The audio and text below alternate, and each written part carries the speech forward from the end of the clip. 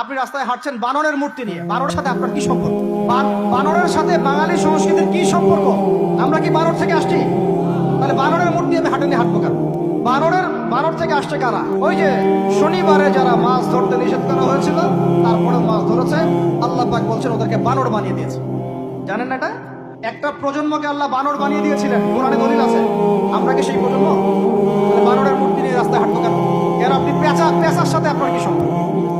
পেঁচা কি আমার ভাগ্যের প্রতীক? পেঁচা অমঙ্গলের লক্ষণ? এগুলো কি শুরু করেছি আমরা? না আমরা মুসলমান হতে পেরেছি ঠিক মতো, না বাঙালি হতে পেরেছি ঠিক মতো। ঢাক, ঢোল, ডুগি, তবলা কি শুরু করেছেন আপনারা? আসলে আসলে বাঙালি সংস্কৃতি বলতে কি বোঝাচ্ছেন? এত বাঙালি বাঙালি করে চিৎকার করেন, তাহলে আপনি এগুলো করছেন কেন? কথা বলেন।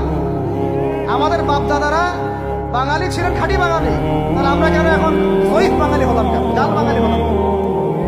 আপনার বাসার কমোড পর্যন্ত ইংরেজদের আদলে করা, সবকিছুই খাবার অভ্যাস, খাদ্যাভ্যাস আপনি পিৎজা বার্গার ছাড়া খাইতেই পারেন, খাদ্যাভ্যাস ইংরেজদের।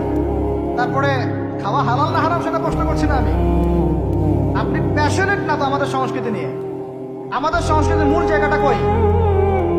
পাঞ্জাবি পায়জামা তো করছেন না, এটা আমাদের সংস্কৃতি ছিল।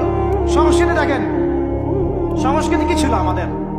আমাদের বাপদাদাদের যুগটা চলে যান, ওই ফজরের আগে তারা ঘুম থেকে উঠতেন, আসসালাতু খায়রুম মিনান নাওম কানে গেলে ঘুম থেকে উঠে যাইতেন, নামাজ পড়তেন, বাংলার ঘরে ঘরে কোরআন তেলাওয়াত শোনা যাইতো।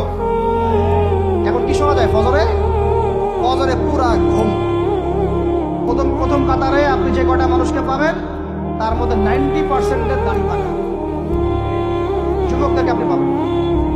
এরা ঘুমাচ্ছে রাত 3টায় 4টায়, 3-4টা পর্যন্ত এরা ফেসবুক, ইউটিউব, টিকটক এবং মেয়েদের সাথে হারাম অ্যাফেয়ার। এই ছেলেরা কি আদতে বাঙালি? এরা কি বাঙালি? না আমরা মুসলমান হতে পেরেছি ঠিক মতো, না বাঙালি হতে পেরেছি ঠিক মতো। যখন ইংরেজ বিরোধী বিদ্রোহ চলছিল না, তখন বাঙালিরাও কবিতা লিখেছিল হিন্দিতে। আপনারা তো এগুলো হিস্ট্রি পড়েনও না। তখন তারা বলতেন, একটা স্লোগান দিতেন, সরফরোশি কি তামান্না আব হামারে দিল মে হ্যায়, দেখনা হ্যায় জোর কিতনা বাজুয়ে কাতিল মে হ্যায়।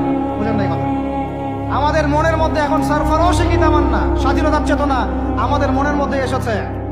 দেখার বাকি আছে জালেমের বাহুতে কত শক্তি আছে। আপনারা এখন কাজী নজরুল ইসলামের কবিতা পড়েন না। এক ভাই কবিতা আবৃত্তি করেছিলেন এখানে, খুব সুন্দর হয়েছে, মাশাআল্লাহ। এগুলোর চর্চা কোথায়?